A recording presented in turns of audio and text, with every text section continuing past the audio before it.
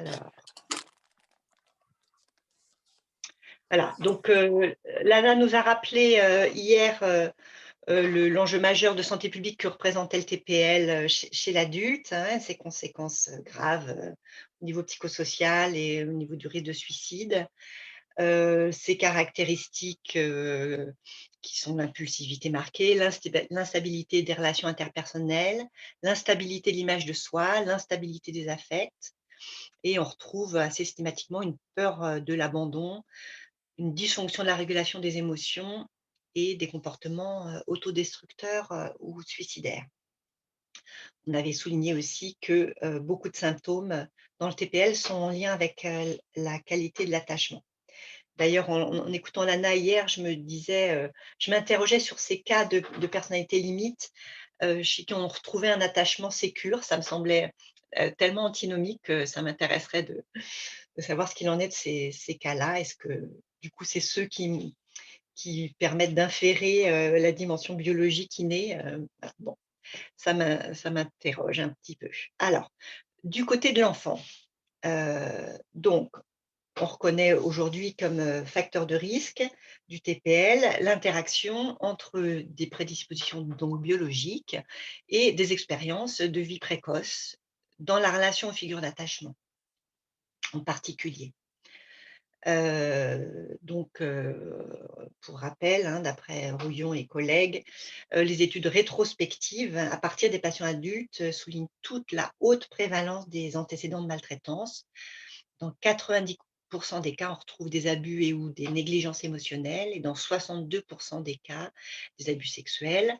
On retrouve aussi, des antécédents de séparation prolongée ou répétée avec la figure d'attachement, des deuils et donc dans ce trouble de la personnalité, des antécédents traumatiques plus fréquents et plus précoces, même s'ils existent dans d'autres troubles et également, heu le style d'attachement désorganisé, mais aussi le style d'attachement, ambivalent, préoccupé, sont souvent associés, à cette, pathologie et facteur de risque de la psychopathologie en général et du TPL en particulier, sachant qu'ils sont en tout cas le style d'attachement désorganisé, on l'a vu, est souvent associé à des expériences maltraitantes.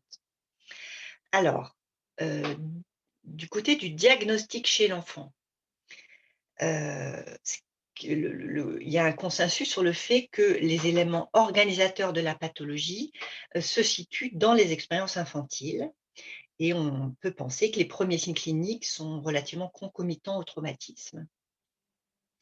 Mais, tout de même, la question du diagnostic, de TPL chez les enfants est sujet à controverse.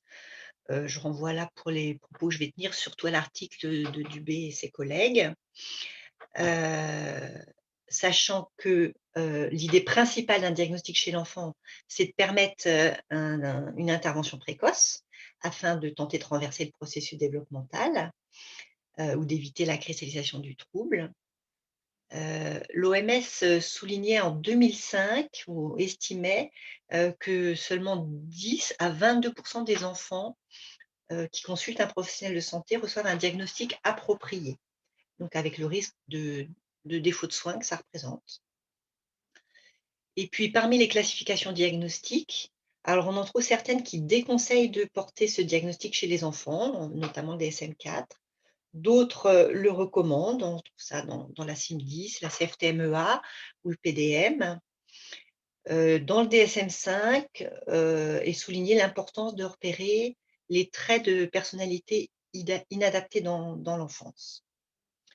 Dans la pratique, il semblerait que ce diagnostic de TPL est très peu porté avant 18 ans. Alors, dans la littérature, on trouve quand même pas mal d'auteurs qui interrogent ou réfutent la pertinence d'un diagnostic de trouble de la personnalité, alors que l'enfant est en développement, se réorganise au fil du développement, que les choses évidemment ne sont pas figées, et que le principe du diagnostic de trouble de la personnalité, c'est de s'inscrire dans la stabilité. D'autres auteurs soulignent le risque, ou les mêmes d'ailleurs, de stigmatisation de l'enfant par le diagnostic, hein, et le risque de son effet iatrogène. Il semblerait que les études longitudinales ne sont pas toutes très concluantes sur la stabilité de ce diagnostic. Et puis, Berger, lui, estime que le dépistage précoce des troubles de la personnalité ne permet pas de fait d'améliorer le pronostic. Bon, ça serait quand même l'objectif principal. Donc il ne semble pas se dégager, en tout cas vraiment de consensus quant à la responsabilité clinique et éthique plutôt du clinicien à rechercher et à porter un diagnostic de TPL chez un enfant, voire même chez un adolescent. Alors ce qui fait davantage consensus, c'est, on trouve en tout cas une position intermédiaire qui serait d'identifier non pas un trouble de la personnalité limite chez les enfants, mais des traits de personnalité limite, des patrons de comportement qui s'apparentent aux symptômes de TPL, et qui constituent une vulnérabilité à développer une pathologie limite.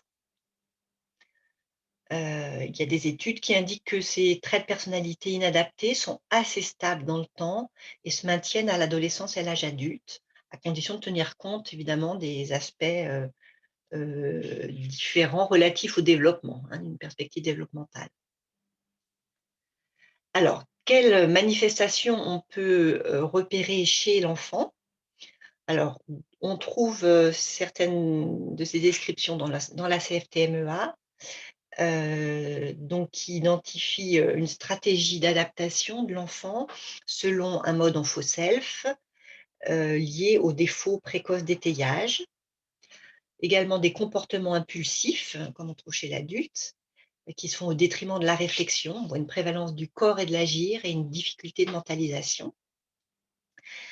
Une sensibilité, accrue aux enjeux liés à la séparation, heu, liés, du fait des lacunes dans l'élaboration de la position dépressive.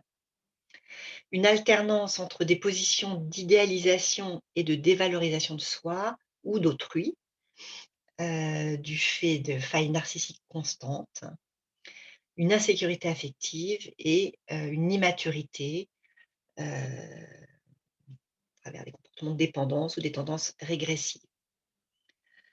Heu, Parmi la description des signes, on peut se référer aussi à l'échelle de traits de personnalité limite pour les enfants, qui est la traduction, d'une, échelle élaborée par Crick et collègues en 2005, la BPFSC, heu et qui est basée sur un autoquestionnaire et ça s'adresse à des enfants de 9 ans et plus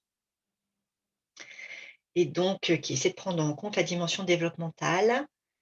Alors, les 5 indices, cliniques, retenus par cette échelle donc sont les suivants: la sensibilité cognitive, par exemple la perception hostile du monde, la sensibilité émotionnelle, par exemple les affects intenses et inappropriés au contexte, notamment les colères, les relations d'exclusivité avec les pairs, qu'elles mettent en lien un peu avec l'agressivité relationnelle. On trouve des amitiés fusionnelles et une grande sensibilité au rejet et des amitiés un peu contrôlantes.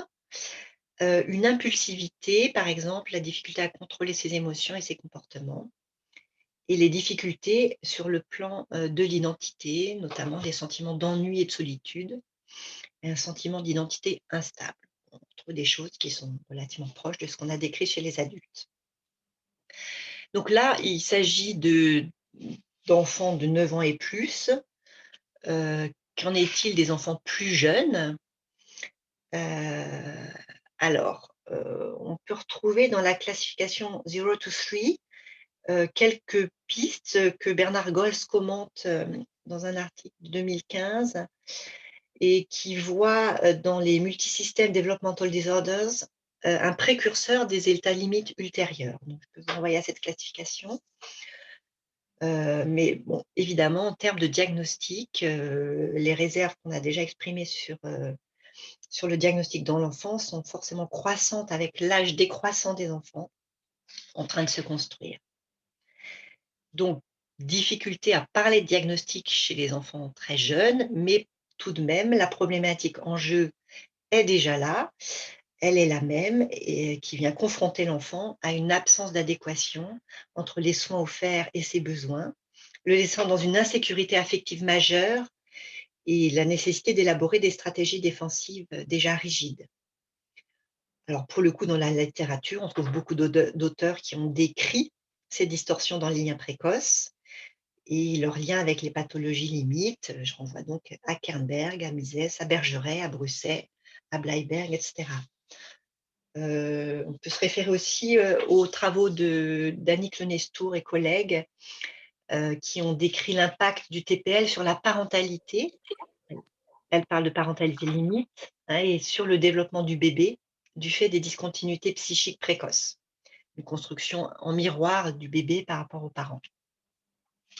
Donc pour résumer cette problématique, je vais citer Dubé et collègues qui reprennent les travaux de Pine, qui lui parle d'enfants borderline en devenir.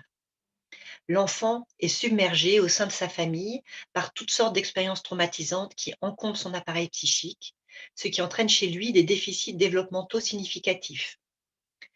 La notion d'enfant borderline en devenir fait appel au concept plus récent de traumatisme relationnel ou de traumatisme au sein de la relation d'attachement. Pine suggère que l'enfant borderline en devenir ne développerait pas de confiance en la personne qui lui procure des soins.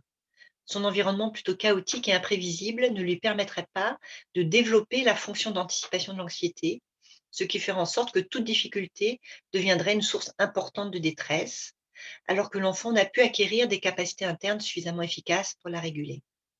L'enfant ne peut intégrer les aspects aimants et menaçants du parent, ni se sentir suffisamment en confiance dans la relation avec celui-ci pour développer un patron d'attachement sain.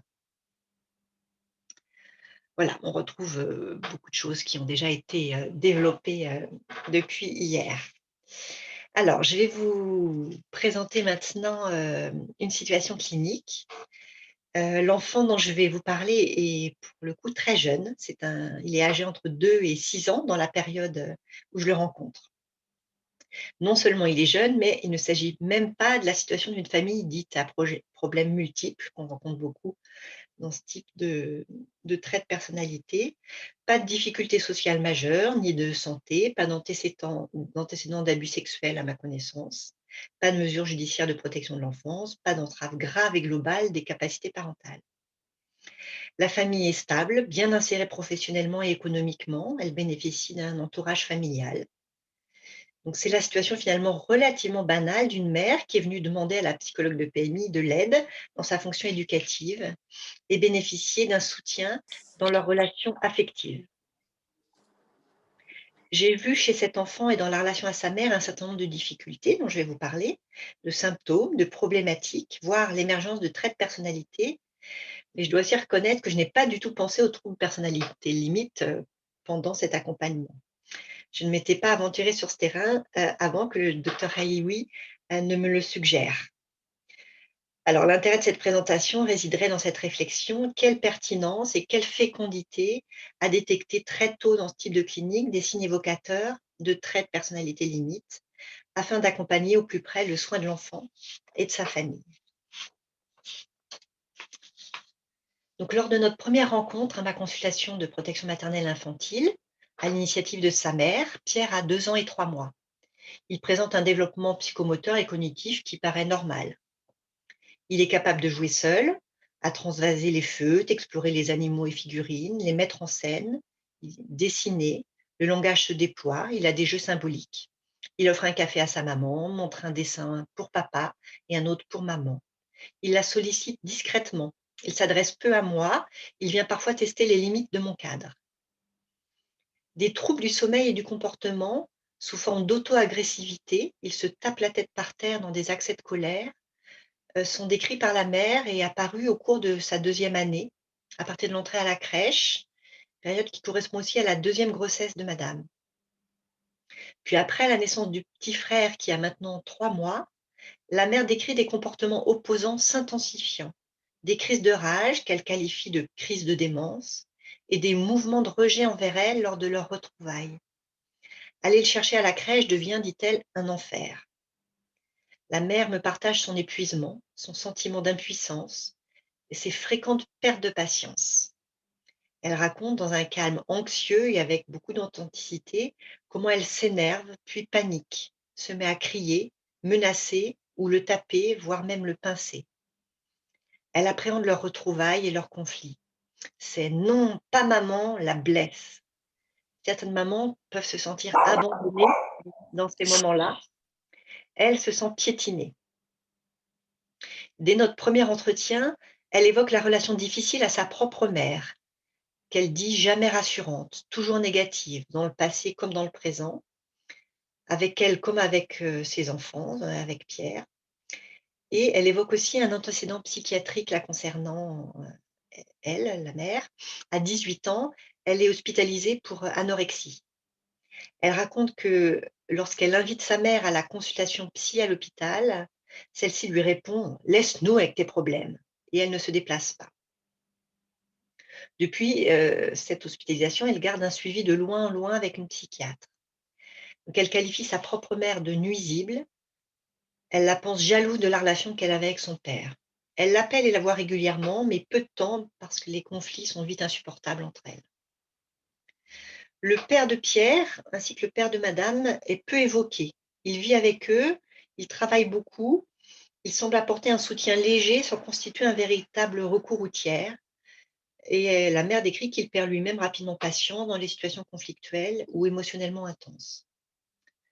C'est donc la peur et l'agressivité qui sont au devant de la scène. La mère a peur de son fils comme de sa mère. Les identifications sont menaçantes. Elle dit: «J'aimerais tellement être pas comme ma mère». Elle oscille entre impuissance et passage à l'acte avec culpabilité. Elle dit: «Quand je ne fais rien, je me dis que c'est pas normal qu'il me mène à la baguette. Quand je le tape, je me dis que je suis un monstre». Elle dit que comme Pierre, elle aussi parlait mal à sa mère. Le travail des premières séances consiste en une écoute empathique de ce qui se déroule entre eux, en des reformulations qui permettent à la mère d'entendre ces mots dans ma bouche, en une grande disponibilité à chacun, grâce aussi à la présence de ma stagiaire, et en une mise en lien des émotions et des comportements de chacun.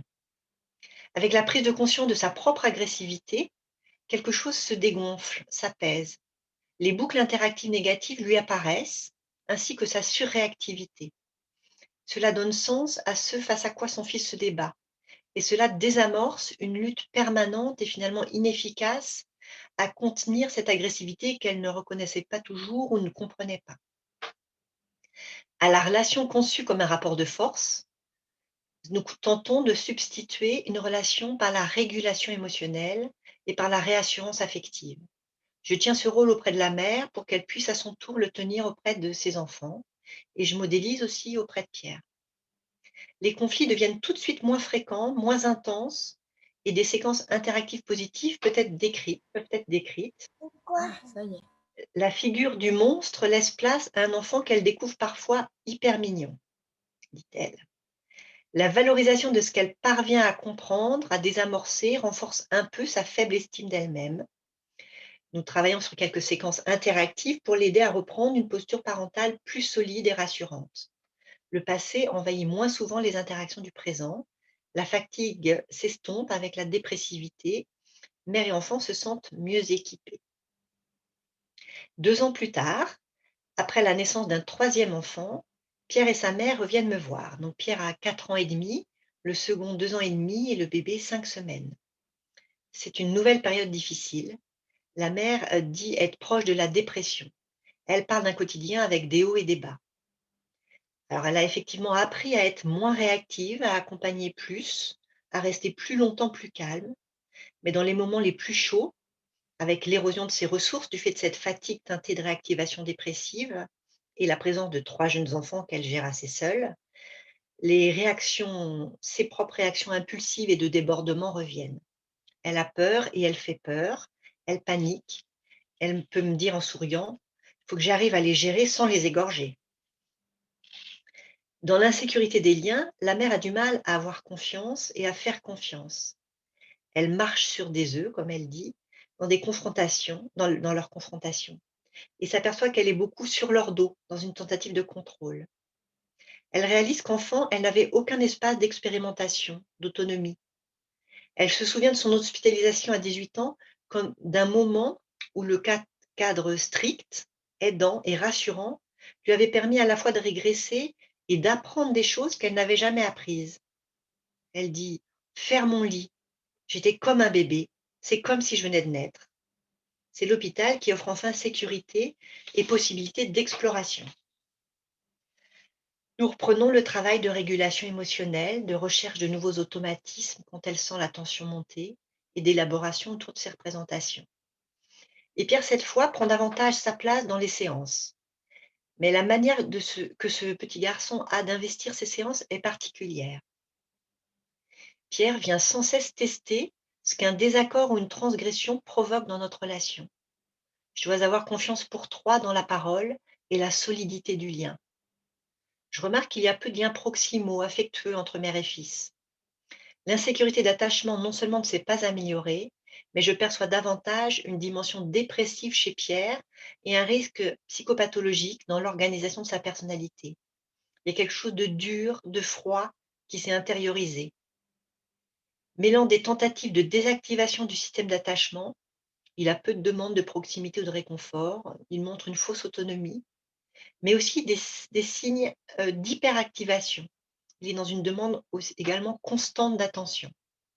Son style d'attachement, que je pensais évitant, s'avère plutôt désorganisé. Pierre ne semble pas réellement trouver de stratégie régulatrice de ses émotions négatives. Il oscille entre le rejet et le collage, multiplie les situations de colère, de violence ou de besoin constant d'attention. Avec ces moments répétés où la mère oscille, elle, entre impuissance et hostilité, nous pouvons faire l'hypothèse que le recours aux violences éducatives le laisse dans une peur sans solution. Sa mère ne peut le rassurer puisqu'elle lui fait peur. Pierre me parle peu. Il vient me voir, mais il fait beaucoup d'allers-retours vers l'extérieur du bureau. Il reste au bord, comme s'il voulait ne pas être là, mais ne pas être oublié. Il résiste à se saisir vraiment de cet espace. Il l'attaque parfois en lançant des objets par la porte qu'il en trouve.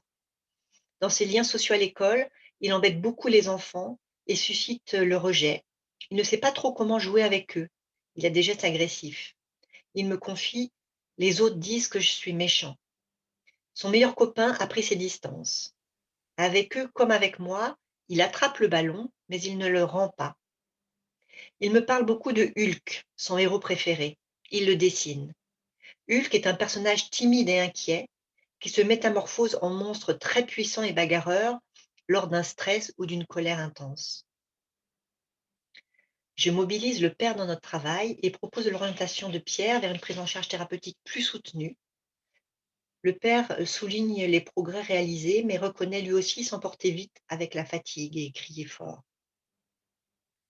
C'est la mère qui trouve un thérapeute pour son fils par son entourage amical. L'alliance fonctionne. Ce thérapeute propose aussi de la guidance parentale autour du problème central des limites. La mère continue parfois à venir me voir seule. L'orientation de Pierre est acceptée, mais à la fois l'effondre, avec la culpabilité de l'avoir détraqué. Ce moment plus explicitement dépressif chez elle éloigne sa réactivité agressive. Elle constate qu'elle ne le tape plus. Elle retourne voir sa psychiatre qui la met sous traitement. Elle décrit une amélioration globale avec un climat familial plus serein et la capacité de reprendre une vie plus normale, notamment une vie sociale. Cette mère, en fait, n'osait plus accepter les invitations et son isolement se retrouvait renforcé du fait des mauvais liens avec ses propres parents, mais aussi du fait que les baby-sitters ou les grands-parents ne s'en sortaient pas non plus avec les enfants. Et puis le confinement vient réexacerber les difficultés. L'aspect psychopathologique apparaît davantage dans la butée des progrès. Le thérapeute oriente à son tour l'enfant vers un collègue pédopsychiatre face à la dysrégulation thymique. En fait, il y a chez Pierre un grand manque de confiance en lui et des moments d'effondrement. Pierre a maintenant dépassé l'âge limite de la PMI, 6 ans, et la famille a déménagé vers un autre département. Alors, quelques commentaires et conclusions sur cette situation. Donc, on voit que Pierre, comme sa mère, ont développé des attachements insécures qui les laissent dans la difficulté du réglage de la bonne distance physique à l'autre, ni trop près ni trop loin. Dans la première année une dimension dépressive à bas bruit chez la mère semble avoir érodé sa sensibilité aux signaux de son bébé et sa capacité à y répondre de manière ajustée en termes quantitatifs et qualitatifs. Et puis dans la deuxième année, les comportements opposants et qui sont aussi le travail de séparation, individuation de Pierre, ont réactivé les difficultés de la mère dans l'intersubjectivité et suscité chez elle une angoisse d'abandon, un sentiment de rejet, alimentant l'image négative qu'elle a d'elle-même.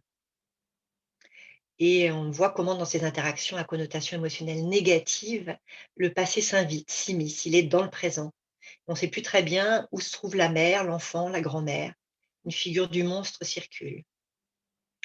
Il y a de l'hostilité dans la relation de la grand-mère à la mère, dans l'enfance comme dans la relation actuelle, qui semble teinter l'ensemble des interactions et donne une impression de maltraitance ou de négligence psychologique. Et donc du côté de l'enfant, on a vu émerger dans sa 5e année des symptômes dépressifs. Et chez lui aussi, l'agressivité apparaît comme une lutte contre la dépression. Alors malgré la stabilité des liens dans cette situation, la préservation d'une relativement bonne capacité de mentalisation chez la mère comme chez l'enfant, la faiblesse de l'estime de soi et l'insécurité affective génèrent des situations, je dirais, de micro-traumatisme au sein de la relation d'attachement. Le secours de la figure d'attachement en cas de stress est imprévisible, tantôt rassurante, tantôt inquiétante et hostile. Cela altère l'élaboration de la position dépressive chez l'enfant, la capacité de renoncer un moment à l'objet sans le perdre, à l'intérioriser comme bon objet. Les affects intenses sont mal régulés et contenus et débordent les capacités de l'enfant. Les limites entre soi et autrui sont floues, ce qui effectivement impacte le sens de l'identité et la qualité des relations interpersonnelles. Et donc pour conclure sur cette situation, il me paraîtrait inadapté de porter un diagnostic de TPL, ni même d'énoncer à la famille l'observation de signes cliniques évocateurs d'une vulnérabilité à la personnalité limite. Sa portée tout de même stigmatisante et inquiétante à ce stade du développement et du fait d'un tableau clinique qui reste nuancé, me paraîtrait comporter un risque d'impact négatif. Par contre, le repérage diagnostique pour soi-même ou dans le partenariat avec d'autres soignants pourrait permettre d'orienter de manière plus pertinente le soin, tout en formulant auprès de l'enfant et de ses parents les items qui paraissent significatifs pour adapter le soin à proposer.